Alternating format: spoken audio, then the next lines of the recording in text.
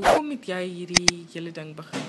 Op 'n tyd hierdie jaar het ek weer gedink is al die mense sleg en daar's net soveel slegte goed wat om ons gebeur die hele tyd. Ek wil iets goeds doen wat vir my gaan dit goed voel en wat ander mense gaan dit goed voel. Die oomblik wat jy ophou om die goedheid in ander mense te sien, dan kan jy ook nie self meer goed wees nie. Toe begin ek nou toe gee ek eers die koek weg en toe dink ek maar ek gaan 'n blog begin en dan kan ek skryf daaroor en ander mense kan ook sien dat daar mense is wat net goed wil wees vir ander mense.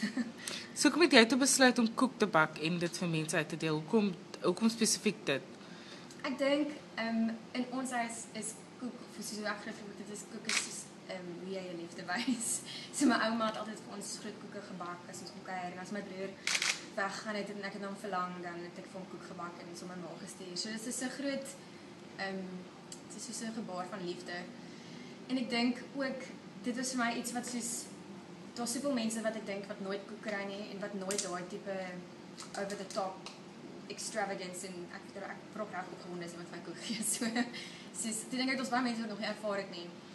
En ek weet baie mense vra my hoe ek nie liewer soos brood of kos of so nie, maar ek dink soos daar's net iets in koek wat jou opgewonde maak en gelukkig maak en spesiaal laat voel.